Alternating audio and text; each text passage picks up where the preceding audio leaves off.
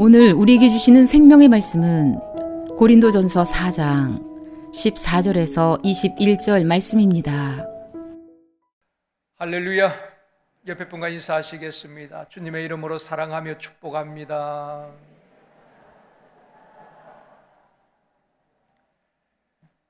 다시 한번요, 이 시간 은혜 받읍시다.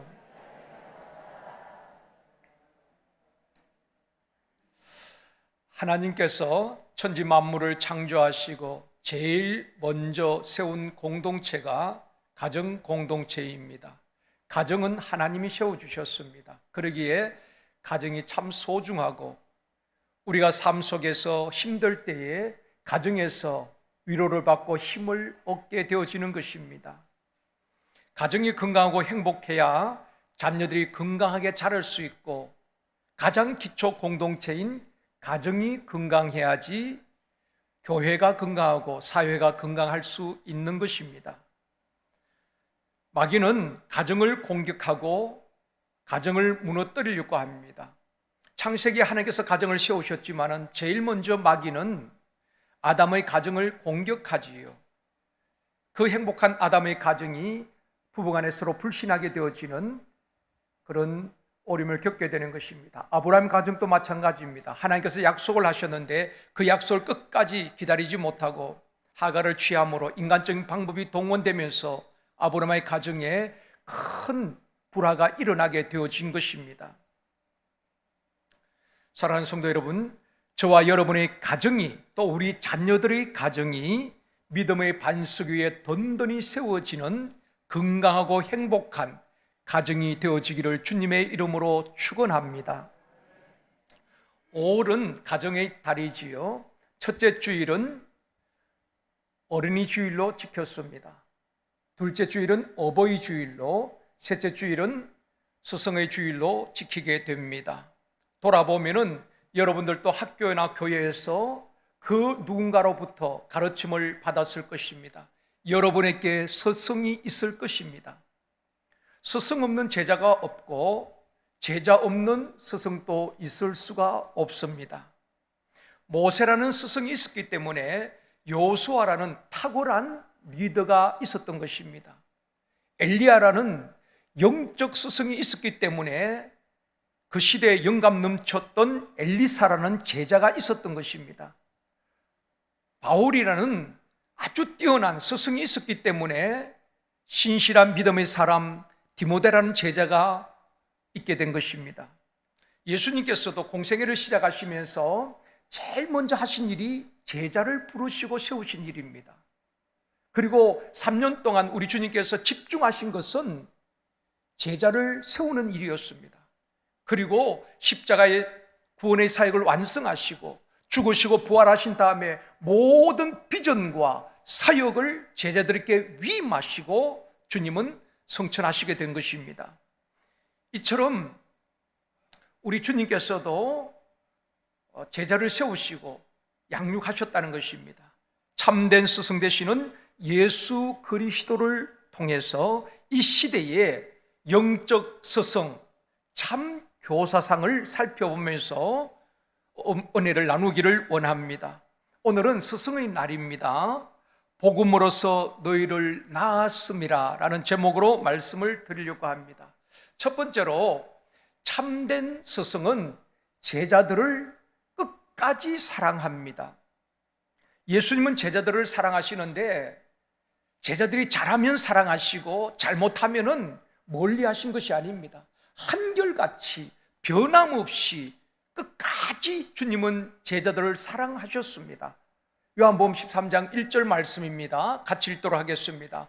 예수께서 세상에 있는 자기 사람들을 사랑하시되 끝까지 사랑하시니라. 언제까지 사랑하신다고요? 끝까지. 여러분, 사람들은 끝까지 한결같이 사랑한다는 것이 쉽지 않습니다. 부모가 자식을 사랑하지만은 한결같이 끝까지 사랑하기는 쉽지가 않지요. 사랑하다가 미워지기도 하고 사랑했던 사람에게 배신당하는 경우도 있습니다. 그러나 하나님의 사랑은 어제나 오늘이나 영원히 변함없고 동일한 줄 믿습니다.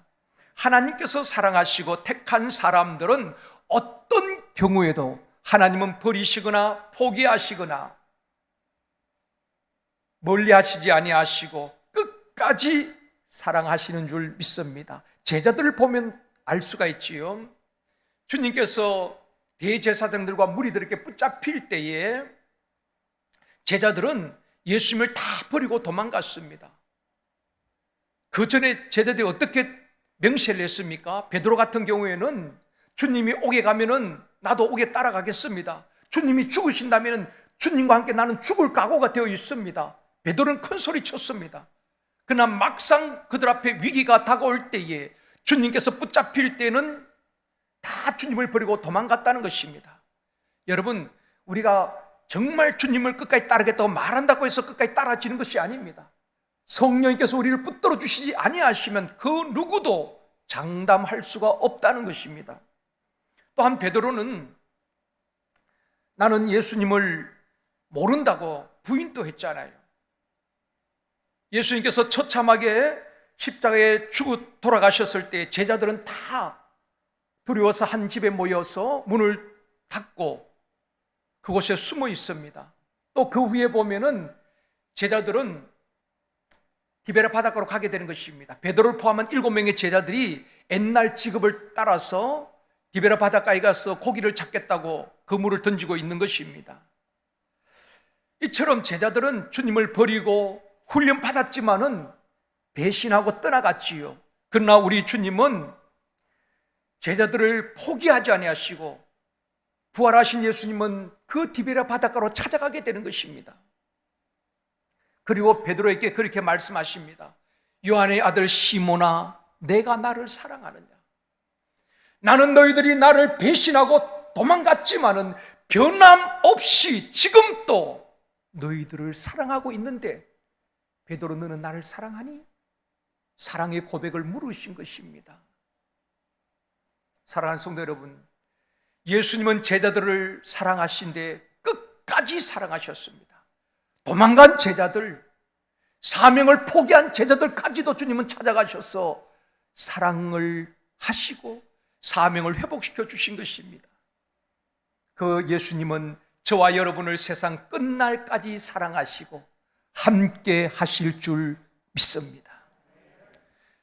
사도 바울은 본문에서 자신과 고린도 교회 성도들의 관계를 이렇게 설명하고 있습니다. 본문 14절 말씀입니다. 같이 읽습니다.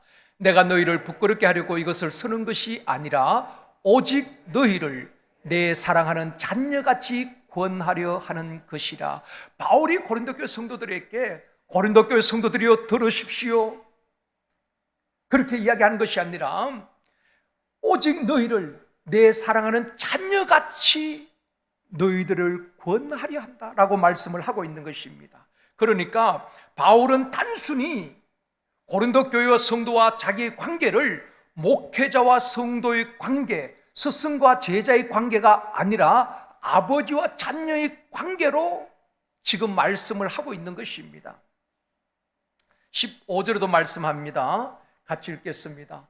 그리스도 안에서 일반 스승이 있으되 아버지는 많지 아니하니 그리스도 예수 안에서 내가 복음으로써 너희를 낳았습니다. 우리에게 스승은 많이 있습니다. 학교에나 교회에서 많은 스승들이 있지만은 아버지는 한 분밖에는 없습니다. 학문이나 지식을 가르치는 스승은 많이 있고 1만 스승이 있지만은 자신의 생명까지 주면서 끝까지 자식을 사랑하는 아버지는 많지 않지요. 스승들도 다 제자를 사랑합니다. 학교 선생님들이 그 자기 제자들 얼마나 사랑합니까? 교회 학교에서 선생님들이 제자를 사랑합니다. 그러나 그 사랑과 비교할 수 없는 것이 아버지가 자식을 사랑하는 것입니다. 그 사랑의 온도의 차이가 크겠지요. 아버지가 자식을 사랑하는 그 사랑과 스승이 제자를 사랑하는 그 사랑은 높이와 넓이와 깊이가 다르다는 것입니다. 1880년대에 일본 열도를 떠들썩하게 했던 한 사건이 있었습니다.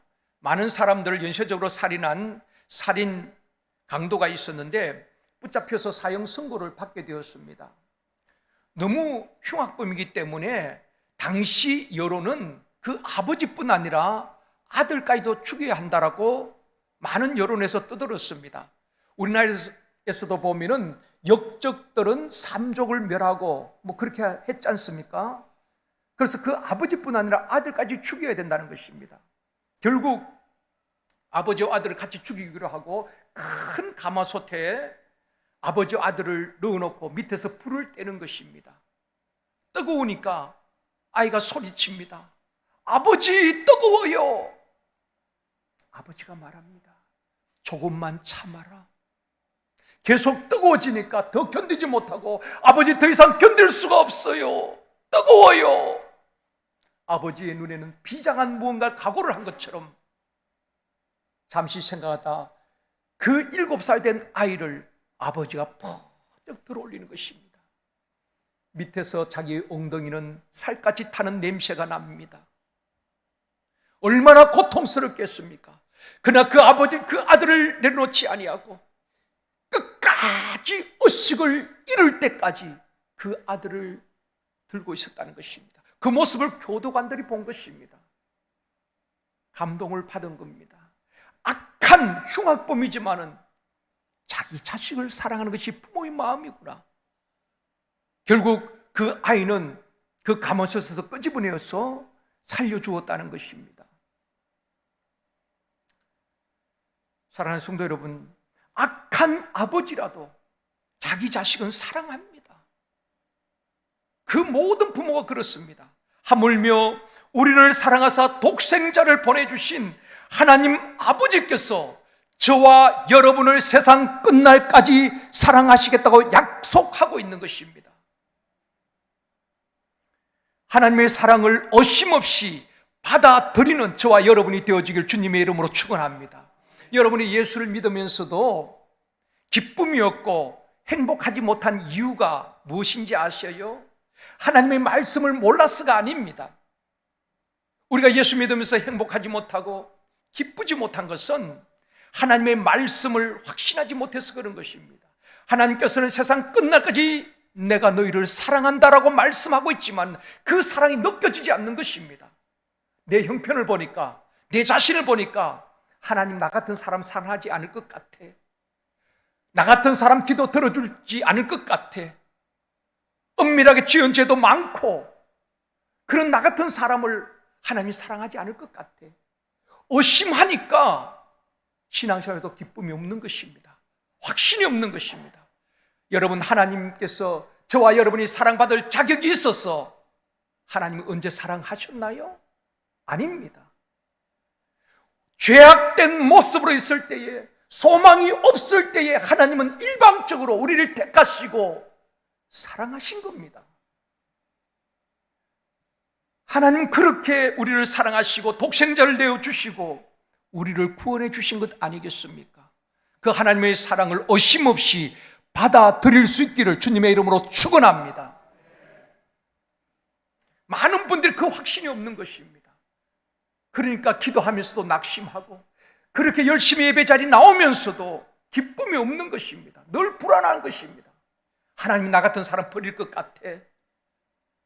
나 같은 사람 기도를 들어주지 않을 것 같아. 여러분 자신을 보지 마시고 하나님의 말씀을 믿고 붙드십시오. 우리 상황에 상관없이 하나님은 사랑하시는 것입니다. 제자들은 예수님을 버리고 부인하고 옛 모습으로 돌아갔어도 우리 주님은 찾아가셨어. 나는 너희들을 변함없이 사랑한단다. 주님께서 제자들을 위로해 주신 것 아니겠습니까? 사도 바울은 고린도 교회 성도들과 자신의 관계를 단순히 스승과 제자의 관계, 목회자와 성도의 관계가 아니라 아버지와 자녀의 관계로 말씀을 하고 있는 것입니다. 그래서 내가 복음으로써 너희를 낳았습니다. 자식을 낳을 수 있는 것은 부모밖에는 없습니다. 여러분의 자녀가 왜 소중합니까? 그 엄청난 해산의 고통을 당하고 10개월 동안 태중에서 품고 자식을 낳았기 때문에 그 자식이 소중하고 그 자식을 위해서라면 무엇이든 할 수가 있는 것입니다. 바울은 목회할 때에 단순하게 내 성도가 아니라 내 자식이기 때문에 그 자식을 위해서 생명까지 내어놓을 만큼 그런 목자의 심정으로 목회했다는 것입니다. 그러므로 우리 교사분들, 가르치는 우리 센터장님들, 우리 목회자들은 단순하게 성도요 학생이 아니라 센터 가족이 아니라 내 자식처럼 복음으로 낳았을 때에 그들을 사랑하는 온도의 차이가 다르다는 것입니다. 정말 그 학생을 위하여서 내 자식이기 때문에 목숨까지 바칠 수 있는, 그럴 때 그 학생들이 변화되어지고 일꾼들이 세워지는 것입니다. 그래서 우리 주님은 선한 목자라고 말씀하고 있습니다. 선한 목자는 양을 위하여서 목숨을 버리거니와 삭구는 이리가 올 때 도망간다고 말하고 있지 않습니까? 사랑하는 우리 목회자 동역자 여러분, 그리고 센터장님들, 148분의 센터장님들, 또 많은 리더들, 남녀 전도의 임원들, 우리 교사들, 우리 모두가 단순한 내가 가르치는 우리 반 아이가 아니라 선한 목자 되어지기를 원합니다. 주님의 심장으로 그들을 양육할 때에 다음 세대가 든든히 세워지고 센터들이 다시 일어나게 되어지고 우리 교회의 거룩한 부흥의 불길이 타오르게 될 줄 믿습니다. 교육은 지식을 전달하는 것이지만은 양육은 가슴을 전달하는 것입니다. 교육으로 사람이 변화되는 것이 아닙니다. 정말 그 자식을 품에 안고 그 자식 때문에 눈물을 흘리고 그 자식 때문에 때로는 아파하고 기뻐하면서 애간장을 녹이면서 양육하잖아요. 그러기에 부모가 그렇게 위대한 것입니다. 바울은 말합니다. 1만 스승은 있지만은 아비는 많지 않다. 가르치는 선생은 많지만은 진짜 그 학생을 위하여서, 양육자를 위하여서 생명 바칠 영적 아비는 많지 않다는 것입니다. 데살로니가전서 2장 11절에도 말씀합니다. 같이 읽겠습니다. 너희도 아는 바와 같이 우리가 너희 각 사람에게 아버지가 자기 자녀에게 하듯 권면하고 위로하고 경계하노니. 바울은 바울 서신에 보면은 늘 나의 사랑하는 고린도 교회 성도들이여 이런 말을 표현하지 않습니다. 내 사랑하는 자녀, 내 사랑하는 아들, 이렇게 표현을 하고 있는 것입니다. 이 데살로니가 교회도 그렇게 말하고 있죠. 너희가 각 사람에게 아버지가 자기 자녀에게 권면하고 위로하고 경계하듯이 그 아비의 마음으로 너희들을 권면하고 위로하고 양육했다는 것입니다. 그런 목자의 심정으로 우리에게 주어진 사역을 감당할 수 있기를 원합니다. 안산에 가면 꿈의 교회가 있습니다. 거기에 김학중 목사님 목회하시는데 목회도 참 잘하시고 또 기독교 방송 진행자로서 참 훌륭한 목사님이십니다. 몇 번 에게 교제한 적도 있고 그분이 쓴 책에 보면은 그분이 어떻게 예수를 믿고 또 목회자가 되었는지 그 간증도 하고 있습니다. 아버지가 사업을 하시다 부도가 났습니다. 집안이 완전 망해버린 것입니다. 그래서 어머니가 이제 일을 하시게 되었는데 시장에서 고구마나 야채를 튀겨서 파는 튀김 가게에서 이제 일을 하신 것입니다. 그때 목사님이 초등학교 다닐 때에 어머니가 이제 튀김 가게에서 일을 하시면서 옛날에는 이제 어르신들이 고무신을 많이 신었잖아요. 고무신은 이렇게 물기가 있으면은 미끄럽습니다. 어느 날 비가 부슬부슬 오는 그때에 고무신 신고 이제 가게에 가셨는데 가게에는 큰 솥에다가 그 튀김을 튀기기 위해서 기름을 막 이렇게 뜨겁게 하는 것입니다. 그런데 고무신이 미끄러지면서 이 기름 가마솥에 이게 넘어지게 되는 것입니다. 그 뜨거운 그 기름이 온 몸에 부어지게 되어지고 큰 전신 화상을 입게 되는 것입니다. 일주일 동안 병원에서 깨어나지를 못한 것입니다. 7일 만에 깨어났는데 온몸에 화상을 입고, 그런데 문제는 돈이 없으니까 그 병원에서 치료를 받을 수가 없는 것입니다. 어쩔 수 없이 이제 응급 치료만 하고 집으로 모셔와야 될 상황이었습니다. 그래서 집에 모셔다 놓고 할 수 있는 것은 이게 소독약을 발라주고 거절을 바꿔주고 이런 것밖에 할 수가 없었습니다. 3년 동안 몸이 막 썩어 들어가는 것입니다. 진물이 나고 고름이 나고. 이 어린 아이의 마음이 어떠했겠습니까? 집에 오면 늘 들려오는 것은 어머니의 그 비명소리, 너무 고통스러우니까 그런 소리를 들으면서 이 아이의 마음이 얼마나 아팠겠습니까? 마음 붙일 곳이 없었던 것입니다. 그런 가운데에 이제 중학교 1학년 되었을 때에 너무 외롭고 힘드니까 부모의 사랑을 받아야 될 그 나이에 너무 삶이 힘들어서 마침 교회 그 집 앞에 개척교회가 있었습니다. 그 교회에 나가게 되었다는 것입니다. 근데 중학교 1학년 담당하는 그 남자 선생님이 아이를 환영해 주고 자기 반에서 이제 담당 교사가 된 것입니다. 아무도 관심 가져주지 않는 그 아이에게 선생님은 주일뿐 아니라 관심을 가져 주중에도 만나서 이야기도 들어주고 먹을 것도 사주고 그렇게 격려를 해주는 것입니다. 부모의 사랑받아야 될 그 나이에 부모님이 사랑도 받지 못하고 늘 외롭고 힘든 이 아이에게 선생님은 정말 주님의 사랑으로 자기 자식처럼 안아주고 사랑해 주는 것입니다. 목사님이 이런 고백을 하시더라고요.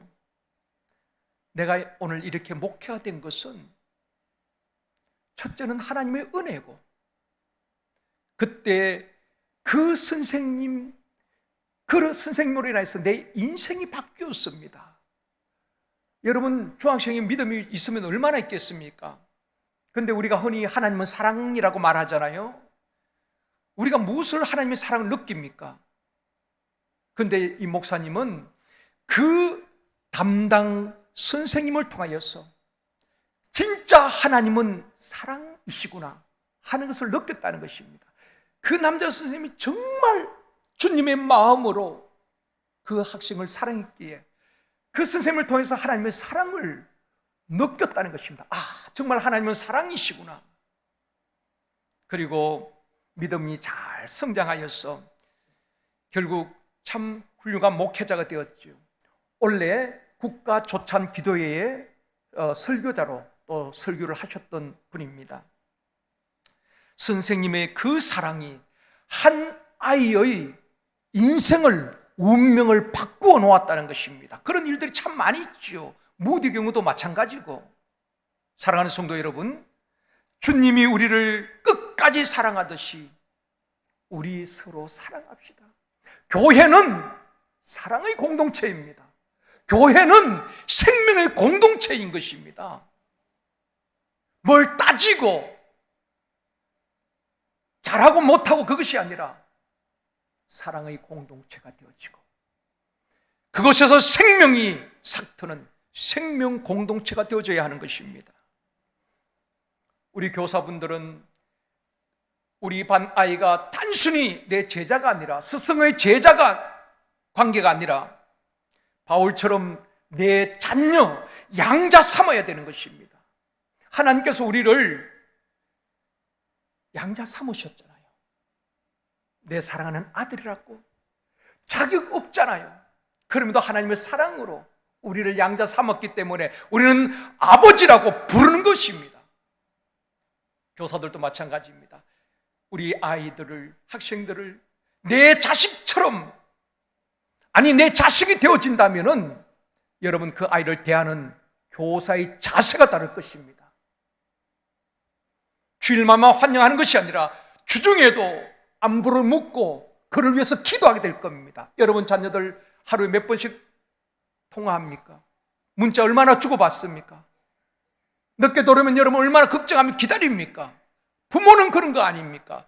우리 교사들이, 내 학생들이 자식이 되어지면, 양자 삼으면 주일뿐 아니라 주중에도 그들을 위해서 기도하게 되어지고, 관심을 갖고 전화하고 문자하고 그들을 위로하고 격려하고 세워가게 될 것입니다.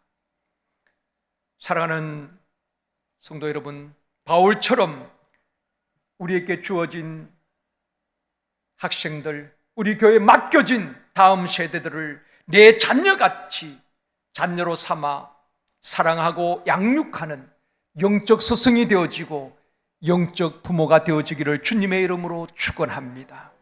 두 번째, 참된 스승은 행함으로 본이 되는 것입니다.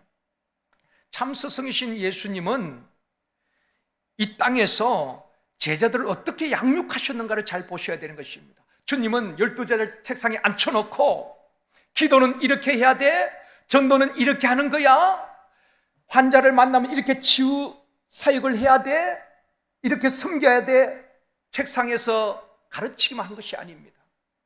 우리 주님은 제자들을 데리고 다니면서 3년 반 가까이를 현장에서 가르쳤다는 것입니다. 때로는 밤새워 기도하시면서 새벽 미명에 한적한 곳에 일어나셨어. 주님은 기도의 본을 보여주시면서 너희들이 시험에 들지 않게 깨어 기도해야 돼, 십자가를 앞에 두고는 처절하게 진행을 솟는 기도를 하고 땀이 핏방울이 되도록 기도하면서, 너희들이 십자가를 지고 나를 따라오려면 기도하면서 정말 처절한 기도를 하면서 나를 따라올 수가 있는 거야. 주님은 모든 것을 현장에서 다 보여주셨다는 것입니다. 말씀을 가르치고 복음을 전파하며 병든 자를 치유하는 사역을 보여주면서 양육하신 것입니다.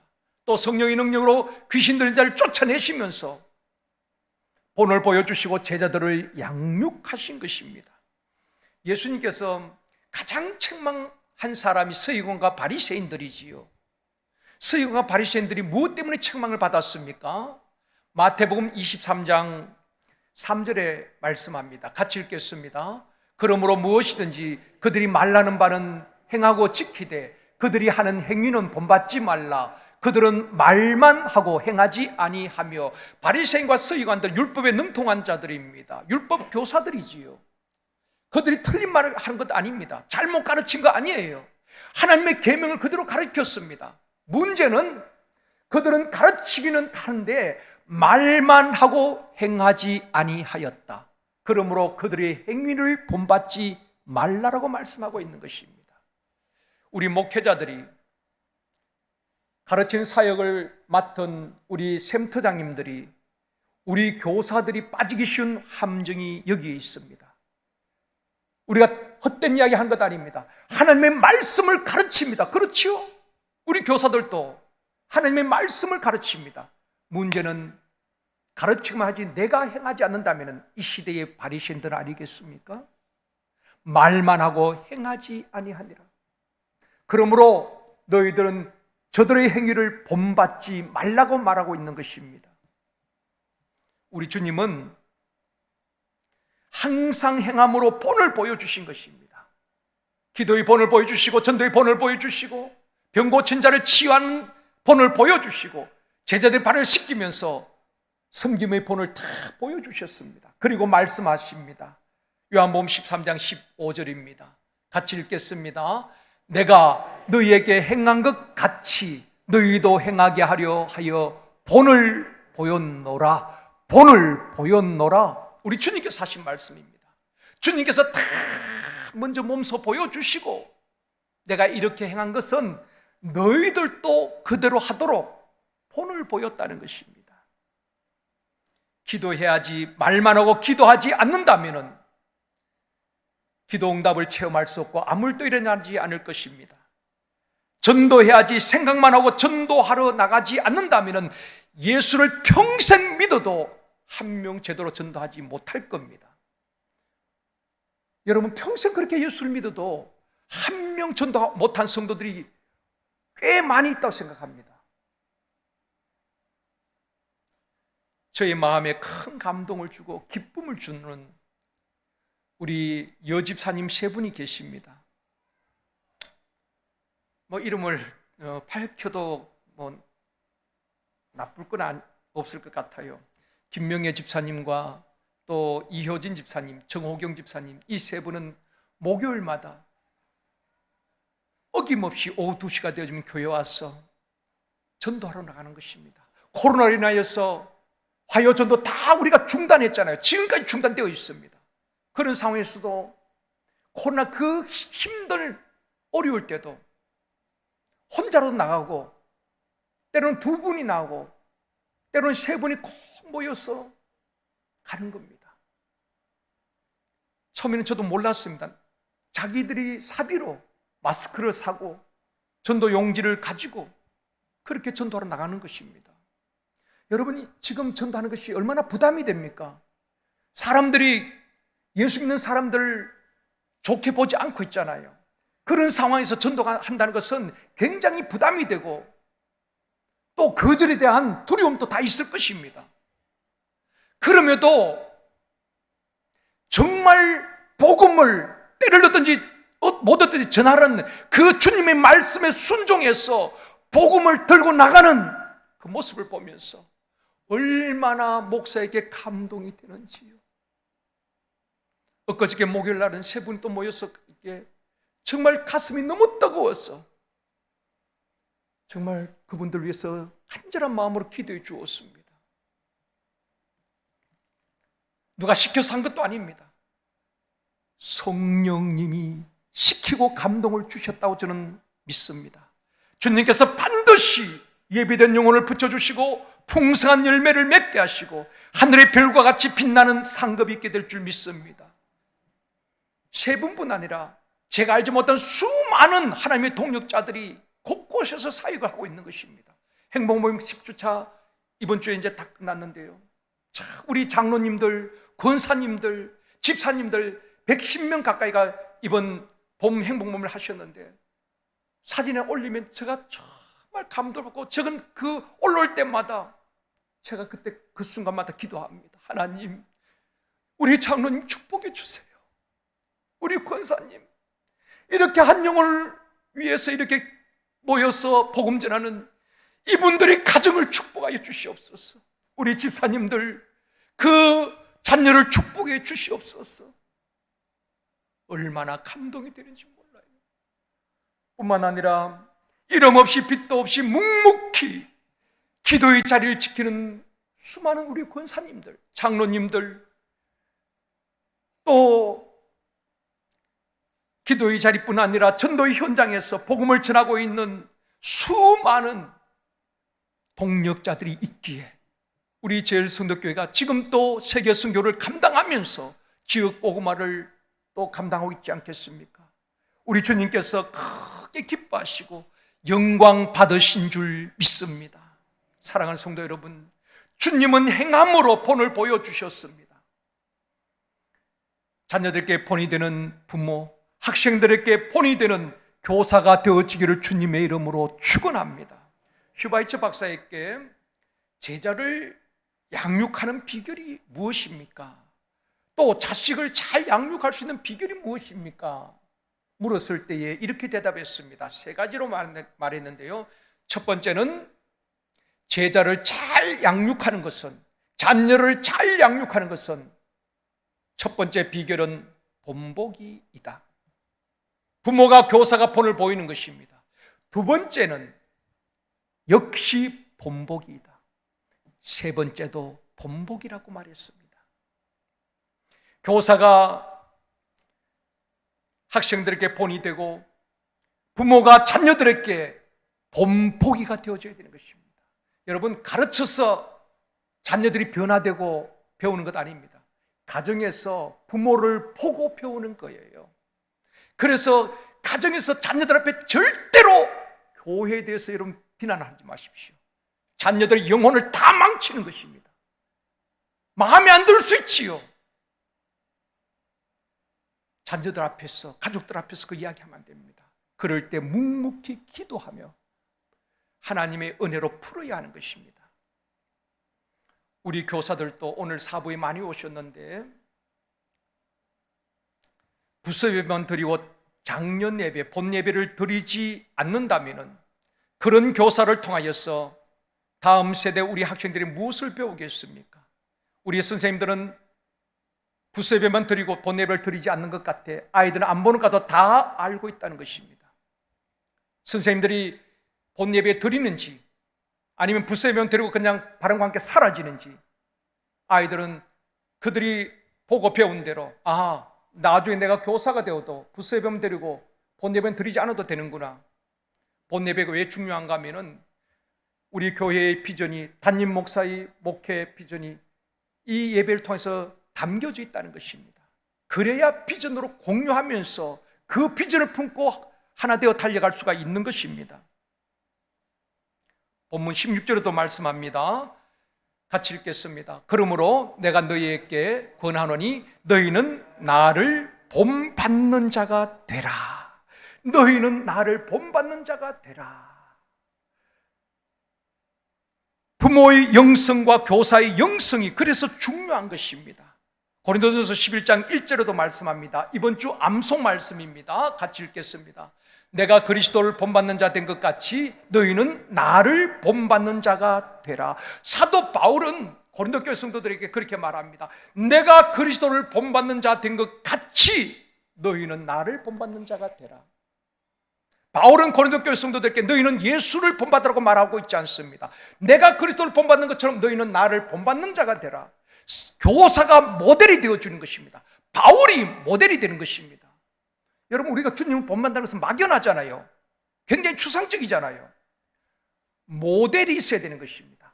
교사가 모델이 되어줘야 되는 것입니다. 내가 그리스도를 본받아 살아간 것처럼 너희들은 나를 본받는 자가 되라. 부모들이 내가 주님을 본받아 산 것처럼 자녀들에게 나를 본받는 자가 되라고 말할 수 있다면 훌륭한 부모요, 훌륭한 교사일 것입니다. 근데 안타까운 것은 가정에도 보면은 자녀들이 나는 엄마처럼 살지 않을 거야. 나는 아버지가 믿는 그 하나님 믿고 싶지 않아. 그래서 교회를 떠난 자녀들이 얼마나 많이 있습니까? 가정에서 예수를 믿는다고 하면서 불평하고 원망하고 마음에 안 든다고 자식들 앞에 쏟아내었던 그 말들이 자녀들에게 그 영혼을 다 병들게 만드는 것입니다. 그래서 바울은 내가 그리스도를 본받아 산 것처럼 너희들은 나를 본받는 자가 되라. 바울은 오직 예수만 따라간 사람입니다. 참 부담이 되지요. 저도 설교자로서 제일 부담되는 것은 강단에서는 참 근사하게 설교할 수가 있습니다. 설교가 부담되는 것이 아니라 그 이후의 삶이 저는 큰 부담입니다. 여러분은 모르지요. 가족들은 다 알잖아요. 집에서 강단에서는 서로 사랑하십시오, 용서하십시오. 그러면서 집에서는 그렇게 못한다면 가족들이 어떻게 생각하겠습니까? 너나 잘하지. 그게 제게는 가장 큰 부담이에요. 그래서 선포된 말씀대로 살아가려고 몸부림칠 때가 참 많이 있습니다. 그래서 여러분보다 회개거리가 더 많아요. 말씀대로 살지 못할 때가 많이 있으니까. 예수님의 양육법도 바울의 양육법도 본보기였다는 것입니다. 주님도 내가 행한 것처럼 너희들은 나를 본받아라. 바울도 나를 본받아라. 그렇게 말하고 있는 것입니다. 학생은 교사를 보고 배우는 것입니다. 자녀들은 부모를 보고 배우는 것입니다. 예수님처럼 바울처럼 본이 되는 교사, 본이 되는 부모가 되어지기를 주님의 이름으로 축원합니다. 세 번째로 복음으로서 너희를 낳았습니다. 본문 15절 말씀입니다. 같이 읽습니다. 그리스도 예수 안에서 내가 복음으로서 너희를 낳았습니다. 바울은 고린도 교회 성도들을 그냥 내가 복음을 전하고 너희들이 예수를 믿었다, 그게 아닙니다. 복음으로써 해산의 수고를 하면서 한 사람 한 사람 낳았다는 것입니다. 사람이 그냥 변화되어지는 것 아닙니다. 그런 수고가 있어야 되는 것입니다. 갈라디아서 4장 19절에서도 말씀합니다. 같이 읽습니다. 나의 자녀들아, 너희 속에서 그리스도의 형상을 이루기까지 다시 너희를 위하여 해산하는 수고를 하노라. 갈라디아 교회에도 동일하게 말하고 있습니다. 나의 자녀들아, 너희들 속에 그리스도의 형상이 이루어지기까지, 너희들이 신실한 예수 그리스도의 제자가 되기까지 나는 다시 너희를 위해서 해산의 수고를 하노라. 이것이 바울의 목회 방법이었어요. 우리 목회자들과 우리 센터장들과 우리 교사들이 이 주님의 마음을 품고 양육한다면 우리 제일선교회 정말 건강한 교회로, 역사의 주역으로 우리 한국교회와 민족 앞에 쓰임받는 교회가 되어줄 줄 믿습니다. 산모가 새 생명을 탄생시키기 위해서 해산의 고통을 참고 인내하듯이 바울은 한 영혼을 얻기 위해서 한 사람을 그리스도의 제자로 세우기 위하여서 해산의 수고를 했다는 것입니다. 이번 주와 다음 주 전도 대상자를 우리가 또 작정합니다. 6월 12일 귀빈 초청 축제 때에 우리 모두가 다시 한번 해산의 수고를 하면서 복음을 전할 때에 풍성한 전도의 열매가 맺는 귀빈 초청 축제가 되어지길 주님의 이름으로 축원합니다. 심리학자들에 따르면 인간의 성품은 4살 이전에 형성이 되어진다고 합니다. 그렇기 때문에 영아 때에 4살 이전에 굉장히 교육이 중요한 것입니다. 속담에도 3살 버릇 8까지 간다고 하지 않습니까? 아이들의 성품은 태중에서 형성되어지고, 그래서 태교가 그렇게 중요한 것입니다. 아이들이 유아 시절에 성품이 어느 정도 다 결정이 되어지는 것입니다. 그래서 부모의 영성이, 또 교사의 영성이, 우리 교육부서 영아부, 유치부, 그때가 정말 중요한 것입니다. 가정은 최초의 교실이고 최초의 교사는 어머니라고 말합니다. 어머니보다 위대한 스승은 없습니다. 우리 인생에 가장 많은 영향을 주는 분이 부모님인 것입니다. 미국의 사회학자 제임스 콜먼이라는 사람은 이런 말을 했습니다. 가장 강력한 교육기관은 정부의 손에 있지 않다. 학교도 아니고 가정에 의해서 자녀들의 성패가 결정되어진다고 말했습니다. 가장 많이 영향을 받는 것이 가정이고 부모란 것입니다. 아인슈타인은 2000년 역사 속에 가장 뛰어난 천재 과학자로 불리워지고 있습니다. 그런데 아인슈타인은 고등학교 때까지는 학습 부진아였습니다. 거의 꼴찌에서 맴돌던 아이였죠.